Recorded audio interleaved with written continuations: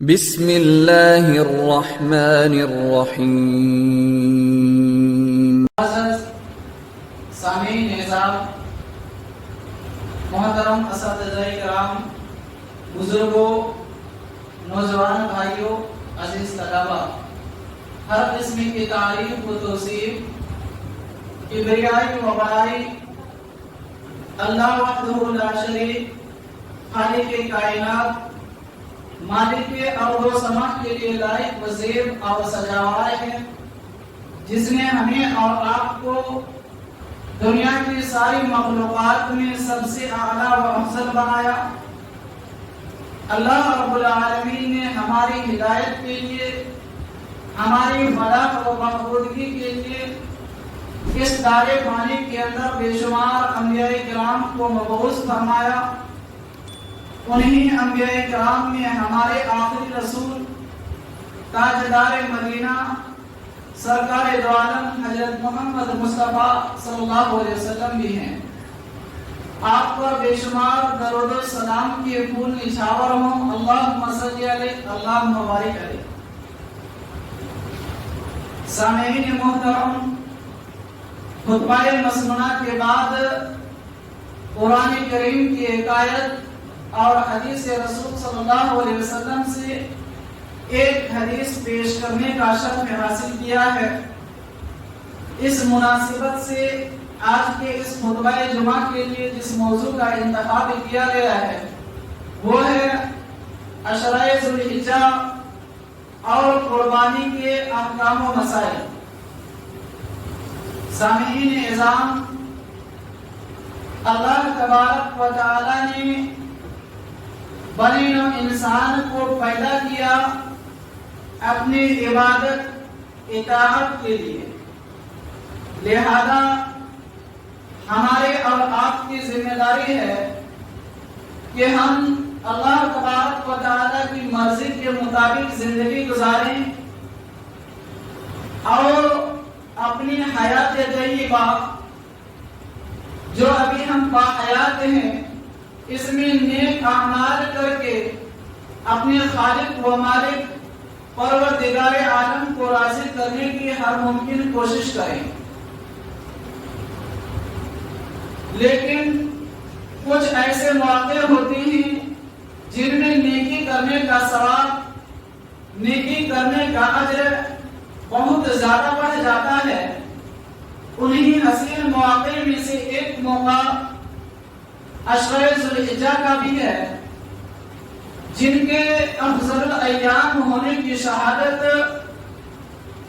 خود اللہ کے نبی صلی اللہ علیہ وسلم نے دی ہے کہ رمضان کے دن کو چھوڑ کر کے سال کے باقی دنوں کے بنسبت سب سے زیادہ فضیلت، سب سے زیادہ مقام جن دنوں کی ہے وہ عشرہ ذی الحجہ کے 10 دنوں کی ہے۔ حضرات گرامی، اسی اہمیت کے پیش نظر اللہ تبارک و تعالی نے قرآن کریم میں ارشاد فرمایا وَالْفَجْرِ وَلَيَالٍ عَشْرٍ، قسم ہے فجر کے وقت کی اور قسم ہے 10 راتوں کی۔ جمہور مفسرین، بڑے بڑے جو مفسرین ہیں، وہ 10 راتوں سے مراد عشرہ ذو الحجہ کے 10 راتوں کو لیتے ہیں۔ لہذا جب ہم نے جان لیا کہ یہ 10 دن اللہ تبارک و تعالی کے نزدیک بڑے اہمیت کے حامل ہیں، تو ہم لوگوں کو چاہیے کہ یہ جو 10 دن کا موقع ملا ہوا ہے اس کو غنیمت جانیں، اس کی قدر کریں اور نیکی کے کاموں میں بڑھ چڑھ کر کے حصہ لینے کی کوشش کریں۔ اللہ تبارک و تعالی نے قرآن کریم کے اندر ارشاد فرمایا وَالَّذِينَ جَاهَدُوا فِينَا لَنَهْدِيَنَّهُمْ سُبُلَنَا وَإِنَّ اللَّهَ لَمَعَ الْمُحْسِنِينَ، جو لوگ میرے دین کے خاطر محنت کرتے ہیں، میرے دین کے خاطر تگودو کرتے ہیں، ہم ان کو ضرور بھی ضرور راستہ دکھاتے ہیں، اور اللہ تبارک و تعالی نیک لوگوں کے ساتھ ہے۔ اللہ اکبر! جو لوگ نیکی کے لیے محنت کرتے ہیں اللہ رب العالمین کا وعدہ ہے کہ ہم ایسے انسان کو بھلائی کا راستہ دکھاتے ہیں۔ سامعین کرام، حضرت جابر بن عبداللہ رضی اللہ تعالی عنہ روایت کرتے ہیں اللہ کے نبی صلی اللہ علیہ وسلم نے فرمایا افضل ایام الدنیا یعنی عشر ذی الحجہ قیل ولا مثلهن في سبيل الله قال ولا مثلهن في سبيل الله الا رجل احور وجهه في النار۔ اس حدیث کے اندر آپ صلی اللہ علیہ وسلم نے ارشاد فرمایا کہ دنوں میں سب سے زیادہ فضیلت والے دن عشرہ ذی الحجہ کے دن ہیں۔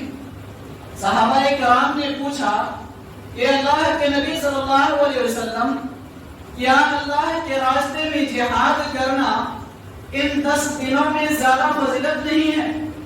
کوئی انسان باقی دنوں میں جہاد کرتا ہے، یہ تو بڑا مقام و مرتبے کی بات ہے، جہاد زیادہ فضیلت کی بات ہے۔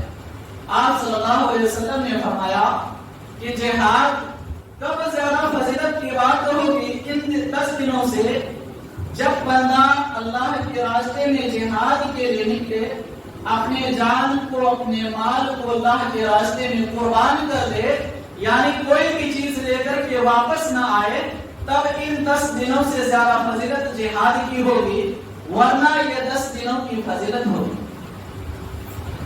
عزیز طلبہ، سامعین محترم، جب ہم نے جان لیا قرآن اور حدیث کے ذریعے سے کہ جو 10 دن ابھی گزر رہے ہیں عشرہ ذی الحجہ کے، یہ بڑی اہمیت کے حامل ہیں، مقام و مرتبے والے ہیں، تو کیوں نہ ہم اپنے خالق و مالک اور پروردگار عالم کو راضی کرنے کی کوشش کریں اور جاننے کی کوشش کریں کہ وہ کون سے اعمال ہیں جو اللہ تبارک و تعالیٰ کو بہت محبوب ہیں ان 10 دنوں میں۔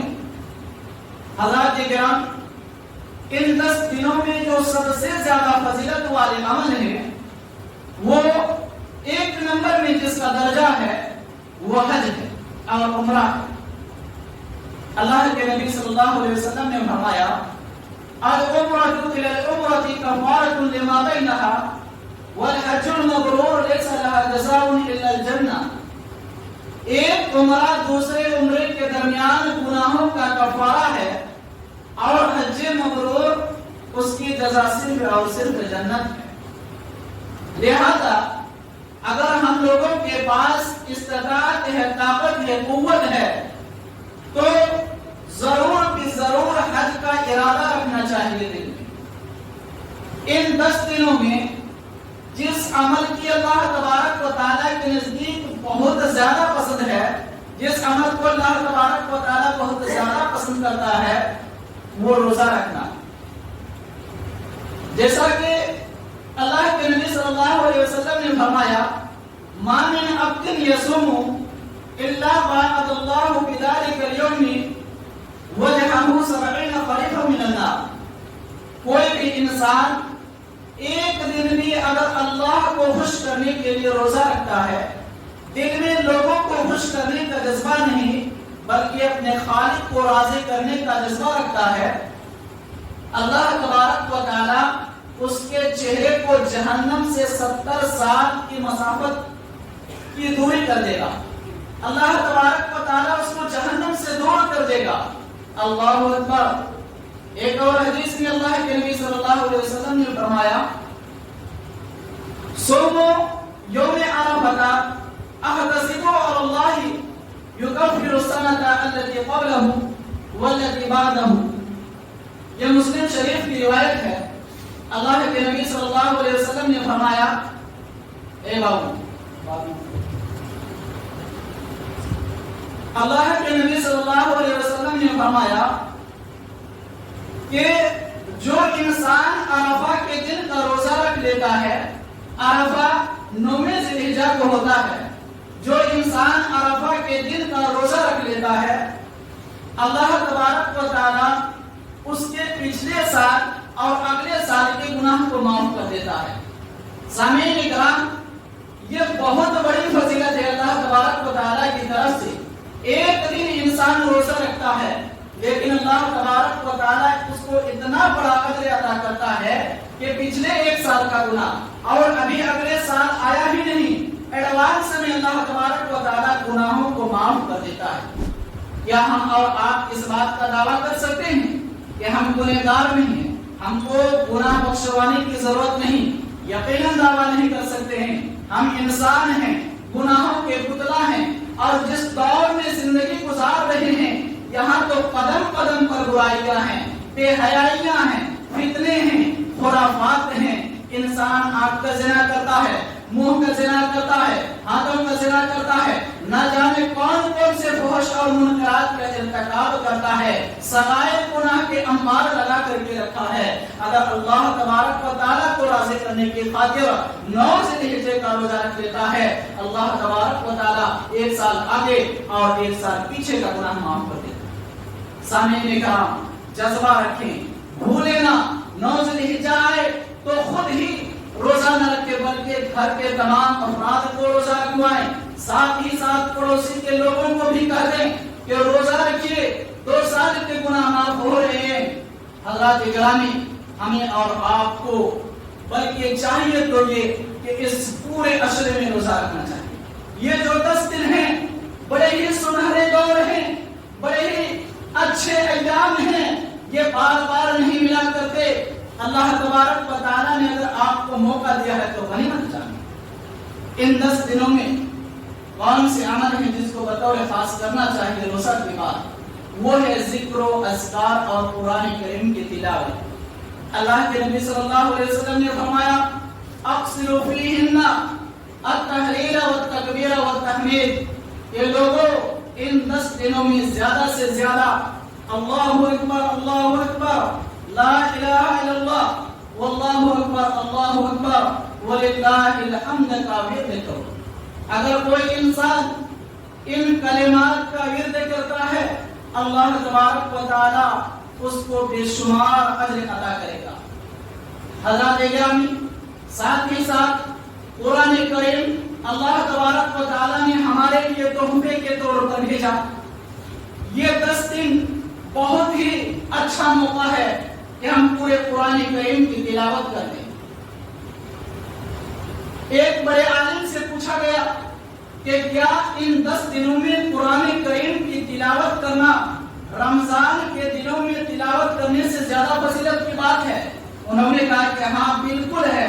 ان 10 دنوں میں اگر قرآن کریم کی تلاوت کریں گے اور اس وقت جتنا ثواب ملے گا رمضان المبارک کے دنوں میں قرآن کریم کی تلاوت کرنے سے اتنا ثواب نہیں ملے گا۔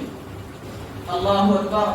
سامعین اکرام، اتنی ساری فضیلتیں ہیں، ہمارے ایام 24 گھنٹے سے ہی گزر جاتے ہیں کھیلتے کودتے، لغویات میں، بےہودہ کاموں میں، لیکن اگر ہم نے ہر نماز کے بعد ایک پارہ قرآن کریم کی تلاوت کیا، دل میں ٹھان لیا کہ انشاءاللہ ان 10 دنوں میں قرآن کریم کو مکمل کروں گا، اس راستے میں نہ میرے ساتھی رکاوٹ بن سکتے ہیں اور نہ شیطان مردود رکاوٹ بن سکتا ہے۔ جیسے ہی جمعہ کی نماز ختم ہوگی جا کے ایک پارہ قرآن کریم کی تلاوت، عصر کی نماز ختم ہوگی ایک پارہ قرآن کریم کی تلاوت، مغرب کی نماز کے بعد ایک پارہ قرآن کریم کی تلاوت، 5 سے 6 دن میں آپ کا پورا قرآن کریم مکمل ہو جائے گا۔ آپ اللہ تبارک و تعالیٰ سے دعا کریں گے گڑ گڑا کر کے، اے اللہ کہ تجھے راضی کرنے کی خاطر میں نے پورے قرآن کریم کی تلاوت کر لیا ہے، تو مجھے بخش دے، تو میرے گناہوں کو معاف کر دے، میں پڑھنے میں کمزور ہوں، تو میرے دماغ کو کھول دے، تو میرے ذہن بنا دے۔ یقیناً اللہ تبارک و تعالیٰ اس انسان کو تیز بنا دے گا، عقل مند بنا دے گا، دنیا کی ہر مصیبتیں اس کے لیے دور کر دے گا۔ سامعین اکرام، ان 10 دنوں میں جو اہم عمل ہے وہ قربانی بھی ہے۔ قربانی اللہ تبارک و تعالیٰ کے قرب کا ذریعہ ہے اور نبی کریم صلی اللہ علیہ وسلم کی سنتوں میں سے ایک سنت ہے جس پر آپ صلی اللہ علیہ وسلم نے ہر سال عمل کیا۔ ایک حدیث میں اللہ کے نبی صلی اللہ علیہ وسلم نے فرمایا ان اول ما ندعو به في يومنا هذا نصلي ثم نرجع فننحر من فعله वासा व सुन्ना। अल्लाह के नबी सल्लल्लाहु अलैहि वसल्लम ने फरमाया कि ईद उल अजहा के दिन की शुरुआत हम सबसे पहले ईद उल अजहा की नमाज अदा करने से करते हैं। ईद उल अजहा की नमाज अदा करने के बाद घर लौटते हैं, कुर्बानी के जानवर को ज़बह करते हैं। लिहाजा जिसने ऐसा किया उसने सुन्नत को पा लिया, सुन्नत को अदा किया। और जिसने ईद की नमाज अदा करने से पहले अपने कुर्बानी के जानवर को ज़बह कर दिया तो वो आम गोश्त में शुमार होगा, वो कुर्बानी में से शुमार नहीं होगा। सामईन इकराम, इस हदीस से खुलकर के बात वाज़ेह हो गई कि कुर्बानी वाजिब नहीं बल्कि नबी करीम सल्लल्लाहु अलैहि वसल्लम की एक सुन्नत है। एक और हदीस में वारिद है, अक़ाम रसूलुल्लाह सल्लल्लाहु अलैहि वसल्लम बिल मदीनति अशर सिनीना युज़ाहि कुल्ल सनतिन। अल्लाह के नबी सल्लल्लाहु अलैहि वसल्लम मदीना के अंदर 10 साल क़याम किए। हिजरत के बाद आप सल्लल्लाहु अलैहि वसल्लम हर साल कुर्बानी करते थे। इस हदीस से भी साबित हुआ कि कुर्बानी करना वाजिब नहीं बल्कि सुन्नत है। लेकिन जिस शख्स को इस्ताअत है, ताकत है, कुव्वत है, माल खर्चा करने के उसके पास फरावानी है, उसके बावजूद अगर कुर्बानी नहीं करता है तो ऐसे इंसान के बारे में अल्लाह के नबी सल्लल्लाहु अलैहि वसल्लम से सराहत के साथ वईद आई है। आप सल्लल्लाहु अलैहि वसल्लम ने फरमाया, मन वजदा सआदन लिअन युज़ाहिया वलम युज़ाहि फला यहजुर मुसल्लाना। जिस शख्स को इस्ताअत है कि कुर्बानी करे फिर भी कुर्बानी नहीं करता है तो वह हमारे ईदगाह में ईद की नमाज पढ़ने के लिए ना आए। सामईन इकराम, कितनी सख्त वईद है। एक इंसान शादी ब्याह के मौके पर और कौम और समाज के रस्म रिवाज पर हजारों और लाखों रुपया पानी की तरह बहा देता है, लेकिन एक साल के बाद जब ईद उल अजहा आता है तो अल्लाह तबारक व तआला के रास्ते में कुर्बानी करने के लिए उनके पास एक जानवर तक नहीं होता है। वो चाहता ही नहीं कि कुर्बानी करे, इंतजाम करके नहीं रखता है। चाहिए कि हमें और आपको कि हम उसका इंतजाम करें। अगर वाकई गरीब हैं, मिस्कीन हैं, लाचार हैं तो फिर अल्लाह तबारक व तआला हमें गुनाहों को माफ करेगा। गुनाह की बात ही नहीं, अल्लाह तबारक व तआला की कहा कि ला युकल्लिफुल्लाहु नफ्सन इल्ला वुस्अहा। अगर किसी को ताकत नहीं तो अल्लाह तबारक व तआला ताकत से ज्यादा किसी पर बोझ नहीं डालता। सामईन इकराम, एक अहम बात कि कुर्बानी हम क्यों करें? क्या कुर्बानी इसलिए करें ताकि हमारे बच्चे गोश्त खाएं? सबके घर में कुर्बानी होता है, हमारे घर में नहीं होगा तो बच्चे गोश्त कहां से खाएंगे? ये मकसद होना चाहिए? नहीं, कुर्बानी का मकसद सिर्फ और सिर्फ अल्लाह तबारक व तआला को राजी करना, अल्लाह तबारक व तआला को खुश करना। अपने दिल में किसी तरह की रियाकारी ना हो, लोगों को दिखलाने के वजह से कुर्बानी हरगिज़ न किया जाए। जैसा कि अल्लाह तबारक व तआला ने फरमाया कि लन यनालल्लाह लुहुमुहा वला दिमाउहा वलाकिन यनालुहु तक़वा मिनकुम। कि लोगों, अल्लाह तबारक व तआला के पास तुम लोगों के कुर्बानी के जानवर का गोश्त और खून नहीं पहुंचता है। अल्लाह ताला के पास गोश्त और खून नहीं पहुंचता है बल्कि तुम लोगों का अमाल पहुंचता है, तुम लोगों का तक़वा पहुंचता है। लिहाजा गोश्त हम खाते हैं, कम से कम दिल में तो अल्लाह तबारक व तआला की खातिर खुलूस लिल्लाहियत के साथ कुर्बानी करें। हज़रत गिरामी, आइए कुर्बानी के कुछ खास अहकाम और मसाइल को हम जानने की कोशिश करें ताकि इसी के मुताबिक कुर्बानी के दिनों में हम अपनी जिंदगी को गुजार सकें, अशराए ज़िल्हिज्जा की जिंदगी गुजार सकें और अपने रब को राजी करें। क्योंकि हमारा मकसद दुनियावी जिंदगी नहीं है, दुनिया के लोगों को खुश करना नहीं है, अपनी मनमर्जी के मुताबिक जिंदगी गुजारना नहीं है। हकीकी मुसलमान वो होता है जो रब की रजा पर राजी हो, जो रब की रजा पर अपनी जान तक को लुटाने के लिए तैयार हो। अशराए ज़िल्हिज्जा के सबसे पहला मसला, अल्लाह के नबी सल्लल्लाहु अलैहि वसल्लम ने फरमाया, इज़ा रअयतुम हिलाल ज़िल्हिज्जा व अरादा अहदुकुम अन युज़हि फलयुमसिक अन शअरिही व अज़फारिही। इस हदीस में आप सल्लल्लाहु अलैहि वसल्लम ने फरमाया کہ اگر تمہارا ارادہ قربانی کرنے کا ہو، تمہارے گھر میں قربانی کے جانور کو رکھا گیا ہو، تو تم اپنے بدن میں کسی بھی جگہ سے بال کو نہ کاٹو، اسی طرح ناخن کو نہ کاٹو، بلکہ روک کے رکھو۔ حضرات گرامی، اس سلسلے میں لوگوں کی جہالت دیکھی گئی ہے، نادانی دیکھی گئی ہے۔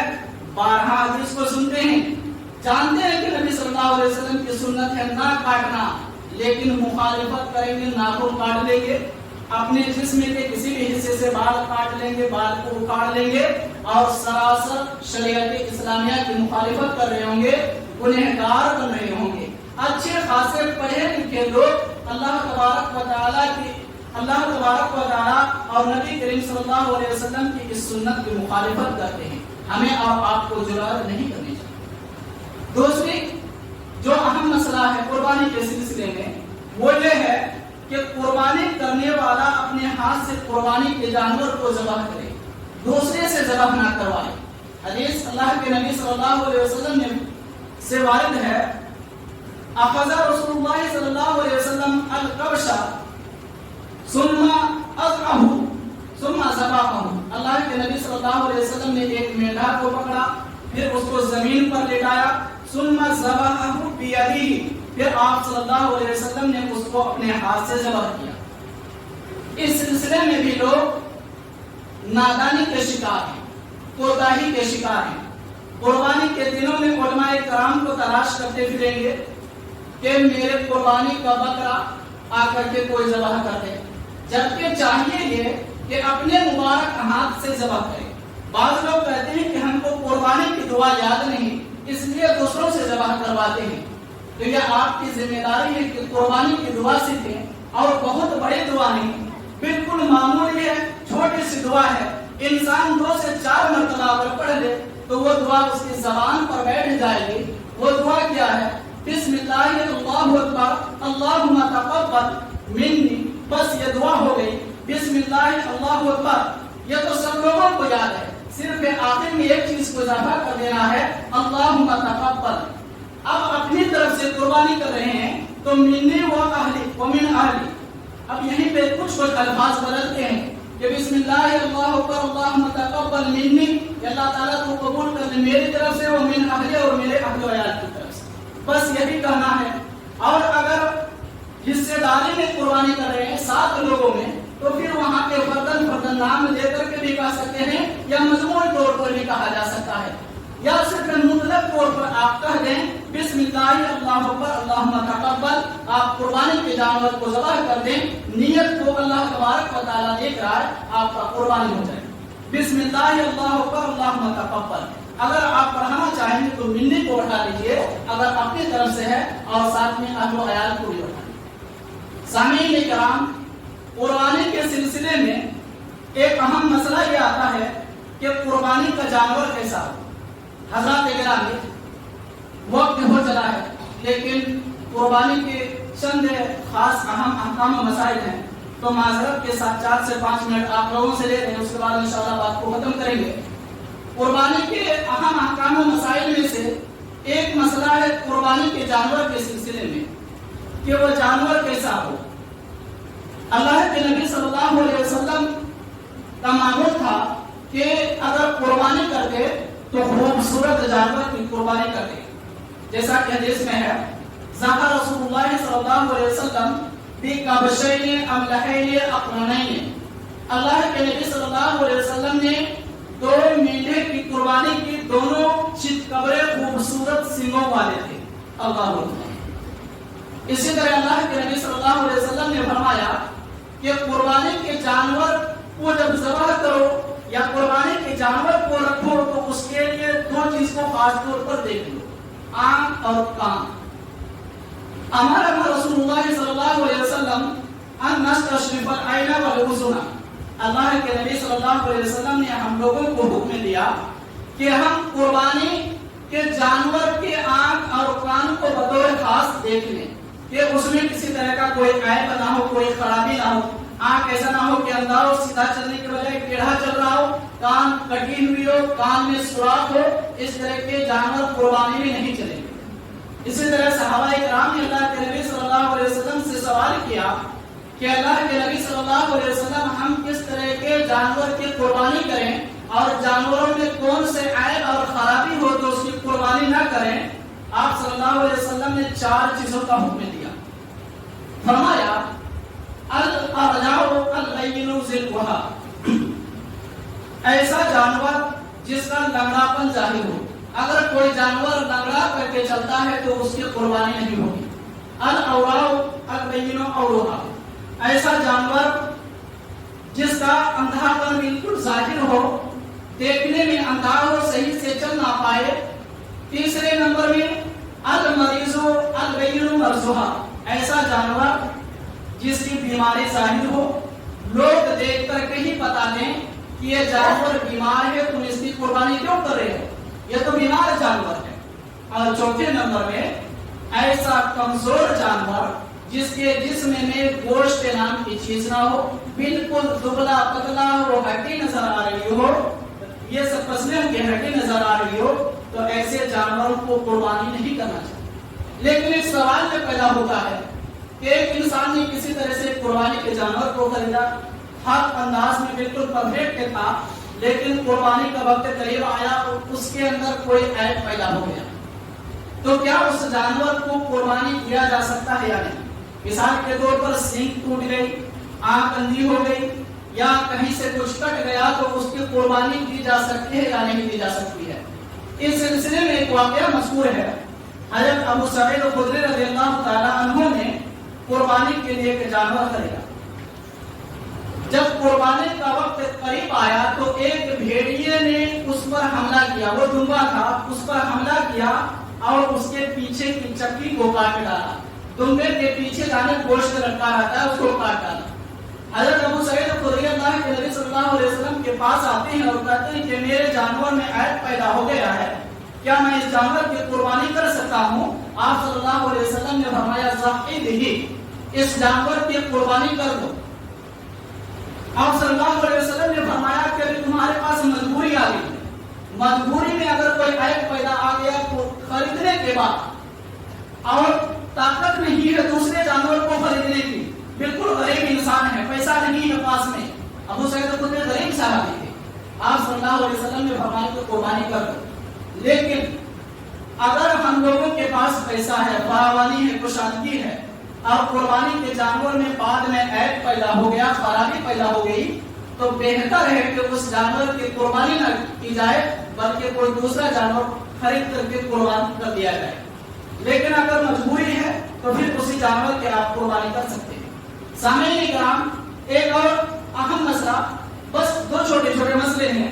ایک مسئلہ جو بہت اہم مسئلہ ہے کہ قربانی کے جانور کے عمر کے سلسلے میں لوگ بات کرتے ہیں کہ قربانی کا جانور کا 2 سال ہونا چاہیے۔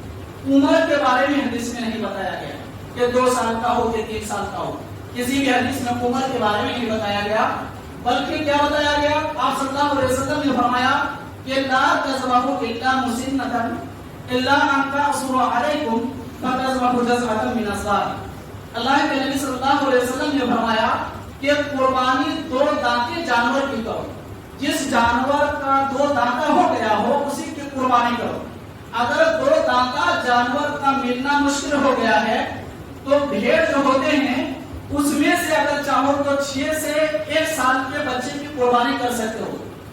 بھیڑ بھی یہ شرط لگایا ہے، ورنہ بھیڑ کے علاوہ باقی جتنے بھی جانور ہیں ان کے لیے کنڈیشن ہے 2 دانتا ہونا ضروری ہے۔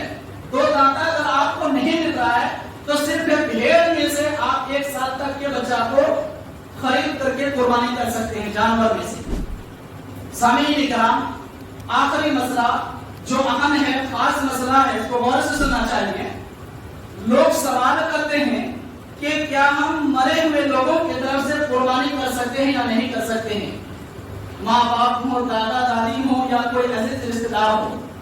اس سلسلے میں علماء کرام کے 2 رائے ہے۔ ایک جماعت کا کہنا ہے کہ مرے ہوئے لوگوں کی طرف سے قربانی کر سکتے ہیں، اور وہ لوگ دلیل پیش کرتے ہیں کہ اللہ کے نبی صلی اللہ علیہ وسلم نے 2 مینڈھے کی قربانی کی، ایک اپنے گھر والوں کی طرف سے اور ایک امت کی طرف سے، اور امت میں کچھ ایسے بھی لوگ تھے جو انتقال کر چکے، تو اس حدیث سے ثابت ہوا کہ مرے ہوئے لوگوں کی طرف سے قربانی کر سکتے ہیں. لیکن حافظ ابن حجر رحمہ اللہ نے کہا ہے، فتح الباری میں لکھا ہے کہ یہ اللہ کے نبی صلی اللہ علیہ وسلم کی خصوصیت تھی، یا صلی اللہ علیہ وسلم کے ساتھ خاص عمل تھا. امت کے لیے جائز نہیں ہے کہ وہ مرے ہوئے لوگوں کی طرف سے قربانی کر سکے. جیسے آپ صلی اللہ علیہ وسلم کے لیے 4 سے زائد بیوی رکھنا جائز تھا، لیکن امت کے باقی افراد کے لیے صرف 4 تک لمٹ ہے. اسی طرح عبداللہ ابن مبارک رحمہ اللہ جو بہت بڑے محدث گزرے ہیں، وہ بھی کہتے ہیں بہتر ہے کہ مرے ہوئے لوگوں کی طرف سے قربانی نہ کیا جائے بلکہ اس کی طرف سے صدقہ کیا جائے. اگر قربانی کرنا بہت ضروری سمجھتے ہیں تو قربانی کر دیں، کسی طرح سے گنجائش نکلے گی، لیکن اس کے گوشت سے ایک لقمہ تک نہ کھائیں، ایک بوٹی نہ کھائیں، بلکہ پورے کے پورے گوشت کو صدقہ کر دیں. اسی طرح امام ابن تیمیہ رحمہ اللہ وہ جواز کے قائل ہیں، مجموع الزوائد کے اندر بیان کیے ہیں کہ مرے ہوئے لوگوں کی طرف سے قربانی کیا جا سکتا ہے، لیکن وہی کنڈیشن، وہی شرط ہے کہ اس کے گوشت میں سے ایک لقمہ، ایک ٹکڑا بھی نہ کھایا جائے، چمڑے سمیت پورے کو صدقہ کر دیا جائے. سامعین اکرام، تو پتہ اگر اس کو خلاصے کے طور پر کہیں گے تو مرے ہوئے لوگوں کی طرف سے قربانی کے جواز کی دلیل ملتی ہے، البتہ حدیث سے نہیں بلکہ بڑے بڑے علماء کرام کے آراء سے اور ان کے قیاس سے، ان کی حجت سے کیا جا سکتا ہے، لیکن پورے کے پورے کو صدقہ کرنا پڑے گا. آخری بات جو بات ہے کہ قربانی کے دن اللہ کے نبی صلی اللہ علیہ وسلم بغیر کھائے پیے جاتے تھے. حدیث ہے کہ یخرج رسول اللہ صلی اللہ علیہ وسلم من یوم الفطر حتی یطعم ولا یخرج فی الاضحیٰ. آپ صلی اللہ علیہ وسلم نے کے بارے میں ہے کہ آپ صلی اللہ علیہ وسلم عید الاضحیٰ کے دن، جب عید الاضحیٰ عید الفطر کے دن عیدگاہ کی طرف جاتے، عید الفطر کے دن تو کچھ کھا پی کر کے جاتے تھے، لیکن عید الاضحیٰ کے دن جاتے تھے تو آپ صلی اللہ علیہ وسلم بغیر کھائے پیے جاتے تھے. وہاں سے واپس آنے کے بعد قربانی کے جانور سے پہلی روٹی کھاتے، پہلا لقمہ کھاتے، اس کے بعد پھر کوئی کھانا کھاتے. بعض لوگ اسی کو سوچتے ہیں کہ آدھا دن کا روزہ رکھا جاتا ہے. یہ آدھا دن کا روزہ نہیں ہے، بلکہ حدیث ایسا ہے کہ اگر کسی نے قربانی کو رکھا ہے تو آئے پہلے جمع کرے، پھر اس کے پہلا روٹی کو کھائے، اس کے بعد پھر باقی کو کھانا کو کھائے. آخر میں اللہ تبارک و تعالیٰ سے دعا گو ہوں، اے میرے پروردگار عالم، تو ہم تمام مسلمانوں کو خالص کتاب و سنت کی روشنی میں عشرہ ذی الحجہ کے فضائل و اہمیت اور اعمال اور قربانی کے احکام و مسائل کو سمجھنے اور ساتھ ہی ساتھ ایک اچھے مسلمان ہونے کے ساتھ ساتھ اس پر عمل کرنے کی توفیق عطا فرمائے. آمین و آخر دعوانا الحمدللہ.